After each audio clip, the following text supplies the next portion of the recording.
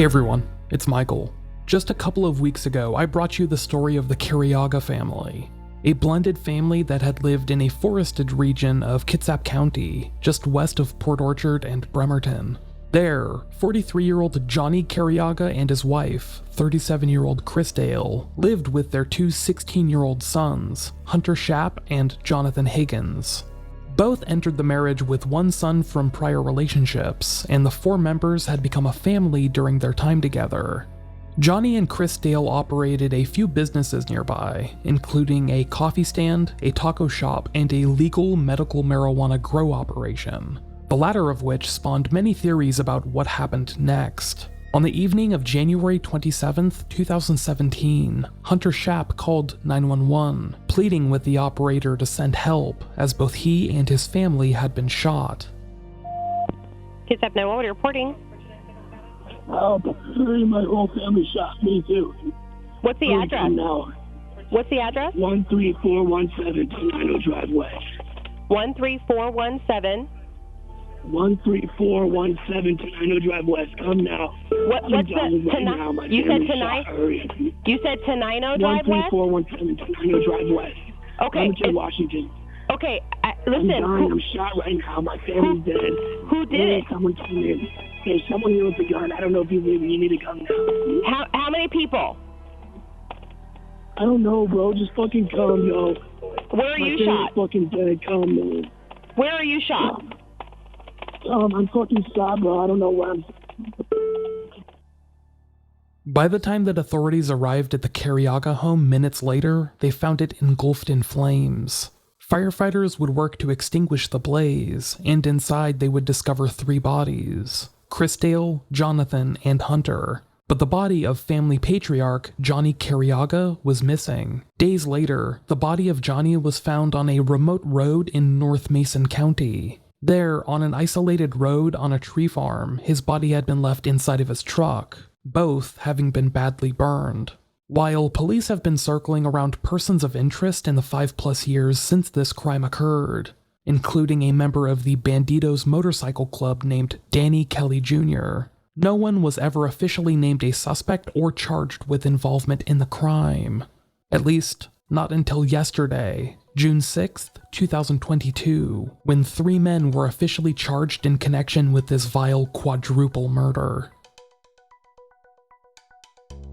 On Monday, approximately 70 police officers in multiple counties executed a plan that had been weeks in the making: the arrest of 3 separate suspects in different parts of the state. These suspects were 43-year-old Danny J. Kelly Jr. from Bremerton, 49-year-old Johnny James Watson, also from Bremerton, and 50-year-old Robert James Watson from Gig Harbor. According to the Kitsap County Sheriff's Office, these 3 men were booked into local jail and charged with a grand total of 16 felonies each, which, according to Como News, ranged from first-degree aggravated murder, first-degree murder, first-degree arson, and first-degree burglary. Bail for each was set at $20 million, and each arrived in court today, Tuesday morning, to plead not guilty, as stated by Kitsap County Sheriff's Lieutenant Ken Dickinson.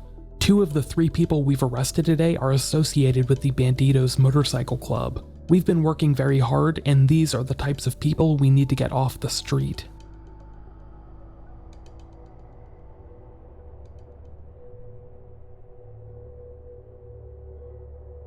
According to statements made by police yesterday, it seems like Johnny Careaga had been involved in the transportation and distribution of cocaine for some time, having made multiple trips down to California, during which he was reported to have returned with a kilo of the white powder, which he would then distribute to associates in Kitsap County.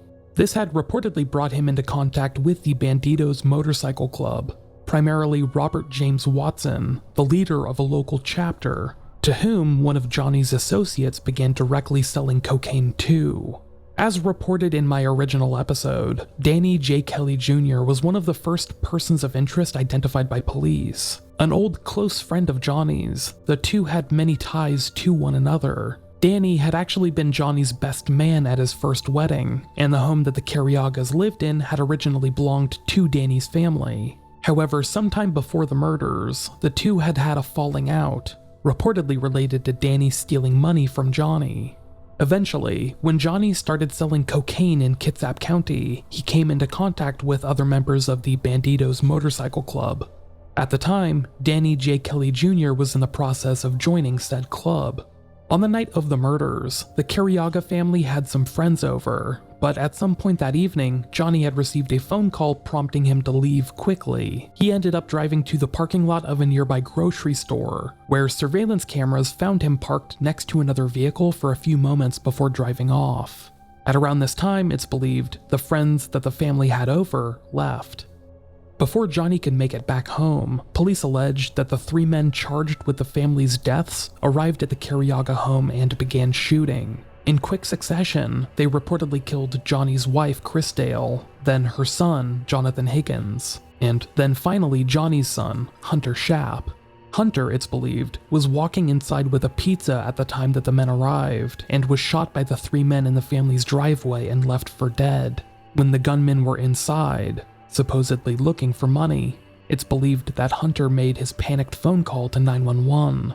The call ended rather abruptly, leading investigators to believe that the gunman had either ended the call or destroyed Hunter's cell phone, before shooting him for a 3rd time, this time in the head. They then reportedly started fires on opposite sides of the home, using fire starter logs and some kind of accelerant. They then threw rocks into the family's windows, providing oxygen to the fire, which then grew over the next hour or so.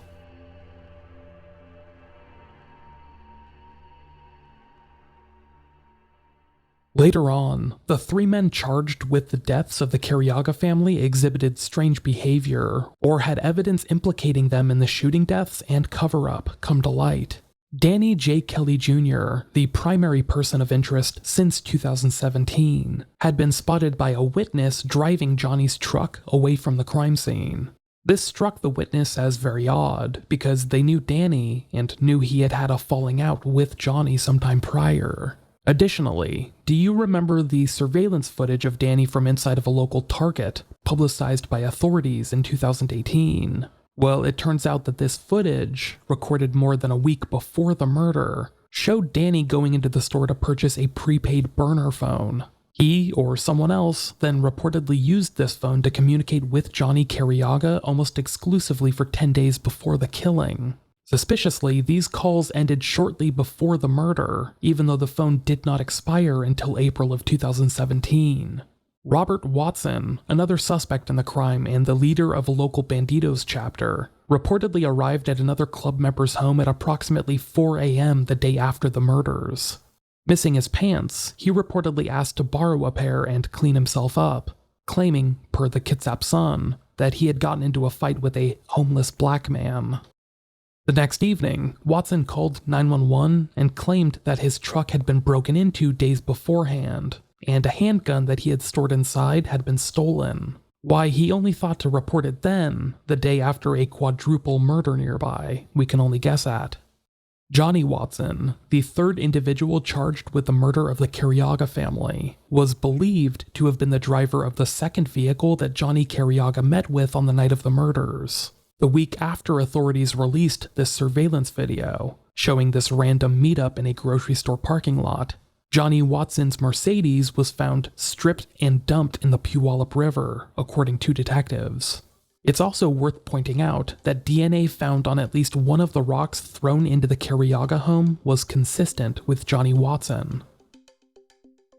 While police have only leveled charges against these 3 men, 2 of whom are associated with the Bandidos Motorcycle Club, they believe that others may have knowledge of or have been involved in the crime itself. They encourage anyone with information to reach out to investigators at FBI.gov or 1-800-CALL-FBI, 1-800-225-5324, as doing so may help prevent them from spending a lifetime behind bars. If that person is you, please reach out.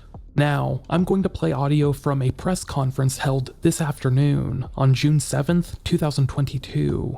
In it, authorities in Kitsap County speak about this arrest and what it means for their case, as well as other avenues they're still exploring in their ongoing investigation. If you are not interested in listening, you can just skip forward to the end.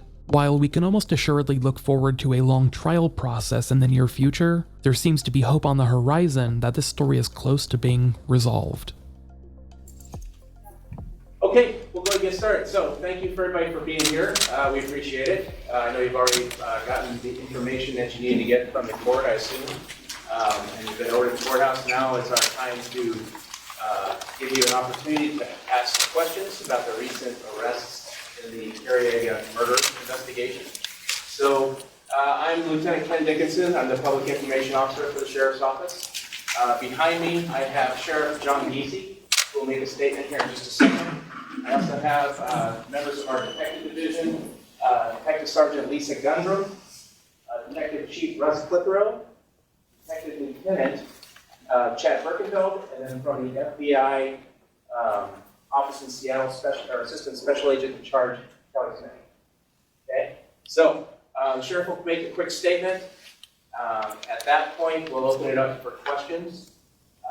And then we'll answer a few questions. The detectives will be making themselves available afterwards as well. If you need to do some one-on-one, we can do that. Quick question, I'll have them each come up here, and as they speak, or after they speak, do you want them to spell their names, any of that kind of stuff? Okay, so detectives, when you make statements, will come up and spell their, identify themselves and spell their names. So we'll start off with Sheriff John Giese.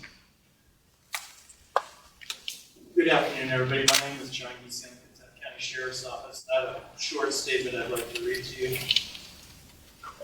On January 27, 2017, Christale Carreaga, Hunter Schaap, and Johnathan Higgins were found brutally murdered in the burned-out Careaga family home in the Cariaga area of Central Kitsap. 2 days later, on January 29, 2017, the body of John Careaga was found inside his Ford F-150 pickup truck in rural Mason County. John had been brutally murdered as well. Since then, detectives from the Kentucky County Sheriff's Office have spent countless hours working with a variety of federal and local law enforcement partners to find those responsible for these heinous and reprehensible murders. Yesterday morning, 5 years and a little more than 4 months later, detectives arrested 3 people for the murders of the Careaga family. During an early morning operation working with our partner agencies, the following individuals were taken into custody without incident. They were Robert James Watson III, Johnny James Watson, and Daniel J. Kelly. All 3 were booked into the Kitsap County Jail on $20 million bail for multiple charges, including aggravated murder in the first degree, murder in the first degree, kidnapping in the first degree, burglary first degree, arson first degree, and assault. Investigators on the task force know that there are citizens in our community that still have valuable information about this incident. Investigators are asking for anybody with information to call and speak with our detectives. That concludes my statement, and I'll now turn it over to Sergeant Higgins and we'll field questions.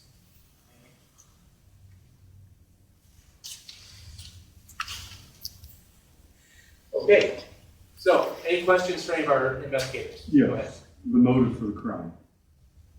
Who wants to speak of that? Come on up here. Good afternoon. I'm Lisa Gundrum. My last name is spelled Gundrum. And I would say the motive for the crime is complicated. It's involving drugs, money. There's definitely some personality conflicts, but ultimately that's going to be an answer that only the suspects are going to know. Right, but I mean, you guys gathered enough evidence to arrest these 3 people. I mean, you certainly have some idea what drove this. It's gonna revolve around drugs and money. It's gonna revolve around that. Is that the only aspects of the motive? Probably not. But I would say those 2 are probably kind of. There was some discussion in court today regarding visitation and bail and all of that there is a threat to the community if some of these men were allowed out. Does that trickle down to their associates, or what is the state of the people that you're investigating, their level of safety now? Yes, there is. I mean, obviously, our witnesses are concerned for their safety. we're dealing with people who are associated with the Bandidos Motorcycle Club. Do I think that the club is going to actively threaten or intimidate? Probably not. I think we've got some good rapport with some of the higher members of the club, so I trust that that's not going to happen, but they're still concerned. Sergeant Gunner, can you address the why now question? Why, at this point in time, was it the call to go forward with the arrest and prosecution? There was always going to be an arrest. But we needed to dot our I's and cross our T's, and that meant we needed to run down every single lead. Every single time somebody called in with information, we needed to investigate it. We needed to do lab work. We utilized technology that hadn't been used before, so that was complicated. Search warrants were complicated. So there was just a lot that we had to parse through before we move forward. As you work through a timeline of the investigation and looking through the docs, it still appears that there is a mystery as to where Johnny's truck was from Friday and where he was until it was found Sunday at the tree farm. Is that still a key piece of evidence or information that you need help with? Absolutely. We know that there's another crime scene somewhere. We know that there's more people that are either involved or have information. And so the crime happened on a Friday night, and we did not find the truck until Sunday afternoon. But we found it on that rural tree farm on Sunday afternoon. However, on Saturday afternoon, a caretaker of that tree farm had been on the property, and that truck wasn't there. So we do know that Johnny and the truck were held somewhere in either the Seabeck area or North Mason area before being transported to that tree farm area. Are there any other holes that you need help from the public with to fill in the case before it goes to trial? We know that people have been dishonest during interviews. We know that there's people that have held back information. I understand that it's a grisly crime and that a lot of people have fear, loyalty, maybe even some disbelief that these subjects were involved. But we're just asking that those people come forward now and help us. I'm gonna just say that this could be only our first round of arrests. We definitely could make more arrests on this case. And so for those people who were dishonest with us or maybe hold back, we're requesting that they step forward now and provide the information that we need.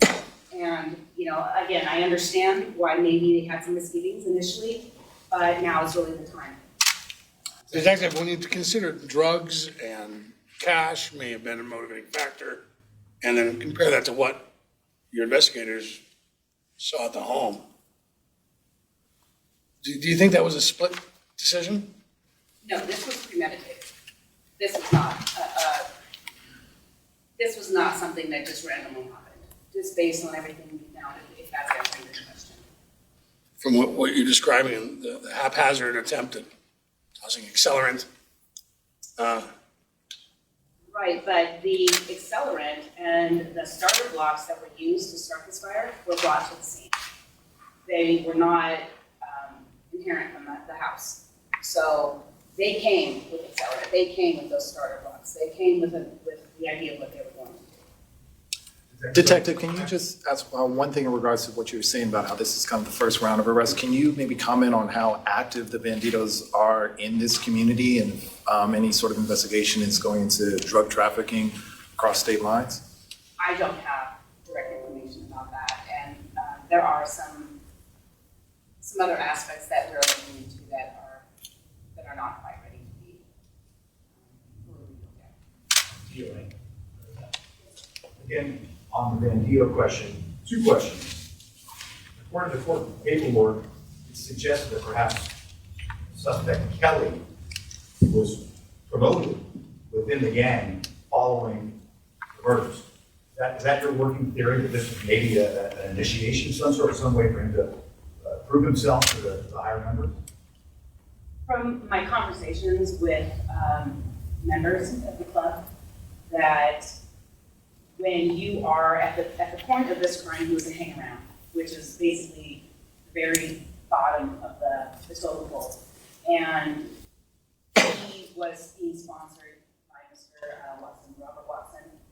And when they're asking for something to be done, it is generally expected that a hang around or even a prospect would do those acts at whatever the sponsoring member is asking them. Does that mean he was a trigger man in your working theory? I do not know that. Last question on the Bandidos, for me at least. We know their history, you detailed what they're known for, but the president of the local chapter cooperated with investigators, helped investigators in this case, met with you? Yes, he did. Was that helpful information that he and others brought? It was, and what we understand or what we've been told, and I venture, to say that I believe this, that that's not what the club stands for. They're not standing for women and children, and they have a sense of loyalty, and they want to defend and obviously protect their brothers, but they won't stand. Again, this is what I was told. They won't stand for a member who kills children and women. So I think they were possibly just waiting to see what you all are waiting to see, what evidence do you have. So I don't necessarily think that this is club related. I think these just happen to be members of the Bandido Club. And you believe that when they say that they don't stand for those sorts of things? That's what I was told. I have to believe that. Detective, what did you mean when you said there was always going to be arrests? Did you know this years ago that it was leading you in this direction, you just needed to finish it? Well, for instance, when that video came out 5 years ago of Mr. Kelly walking into Target, I knew what he went into Target for. He went into Target to buy a burner phone, which is commonly used in criminal activity. And that burner phone was only used to communicate with Johnny for the 12 days leading up to his murder. So I knew that there was obviously that Mr. Kelly had involvement of some sort. It was just who else was involved, and just given the nature of the crime, there had to have been more. So we followed up on all the leads that we received, and it just developed into Mr. Watson, Robert Watson, and his brother John. Can you expound a little bit upon Bobby Watson? In the docs, it says that somebody told you you can only talk to him a certain way, but yet we also know that Johnny was listed as a guy who stands up for his family. When you talked about personality conflicts, did they clash in that way? What's your impression of how Bobby Watson was seen or feared, in the community or among people he knew? David, if I understand you correctly, the conflict with personalities was you had two strong individuals, and yes, somebody did share that Mr. Watson would only be talked to a certain way. And when you get those personalities clashing, I think that could be part of that power struggle for movement. What is that, cash? Is that business? We don't know. But that's obviously something that we looked into. In reading between the lines, do you think they had time to go back to the house and dig up or find several $100,000, and that money was the money that was eventually deposited in the bank accounts? Is that what I'm understanding from those documents? We know that the money was allegedly at the Careaga family home. It was not located by ourselves or others. So we're assuming that money was taken. Thank you. Any other questions right now? Yeah, you mentioned new technology to help solve this crime. What type of technology did you use? New technology, we had newer style search warrants that hadn't been tested yet that we had to work with the prosecutor's office on. Different types of forensic testing that was new that we worked on, and all those took a large amount of time. We had to wait for results. One more question for you and Lisa. This has been 5.5 years of your life. Maybe you get one case like this in your career. What's it like to be standing here today having made 3 arrests? There was a lot of planning. I've been involved in this case the whole time, so is Sergeant Gendron. Yesterday, when I heard the third person was in custody, it was just a big relief. And I was glad to get phone calls from the family. Good spelling on your name again? Sorry, it's Lieutenant Chad, C-H-A-D, Birkenfeld, B-I-R-K-E-N-F-E-L-D. To answer that, it was fantastic to be able to look the family actually answer questions that I have been holding back for 5.5 years. It's great to be able to answer all of these questions for everybody, because I think the community has been incredibly patient, especially the family. They've been beyond patient, waiting, and trusting that it was never a cold case, that it was continually being worked. The former administration and my current sheriff have always been incredibly supportive and encouraging to continue whatever I needed to do. I worked on this case full-time, just this case for years, and my fellow detectives who are here picked up the slack of other cases that I should have been working, and everyone jumped in and helped. So it's a relief, but it's fantastic to be able to answer questions. Detective, you've got a smile on your face today. You mentioned arrests are forthcoming, likely. This is a small community. There's people out there you're worried might be connected to this, still amongst us. What do you tell the public watching this? While they can celebrate this today, there's other people you're worried are connected to this on the street. And your message to them. Yeah, the Kids County community has been amazing.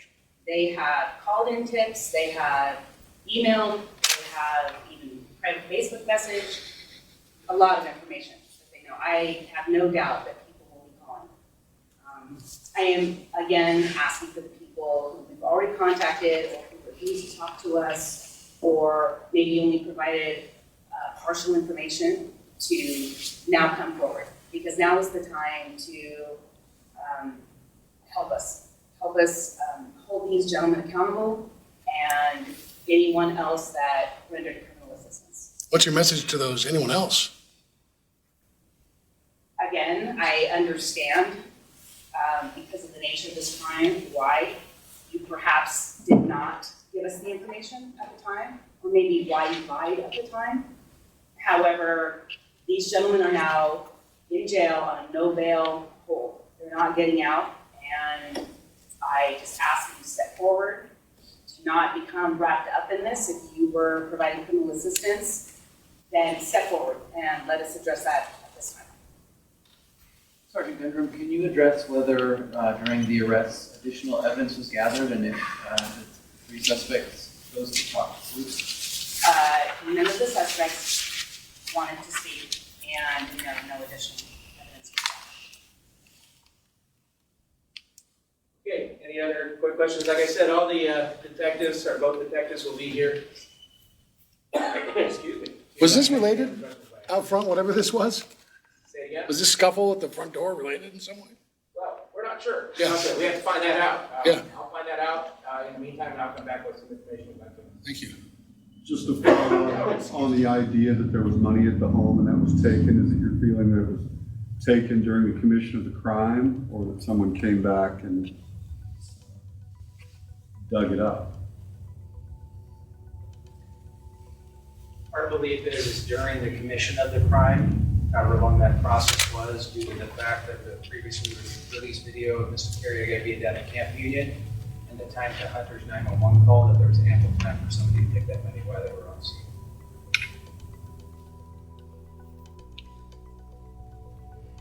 Okay, so we'll go ahead and wrap it up at this point. Anybody that wants any additional information has my information. You can reach me at adickins@kitsap.gov.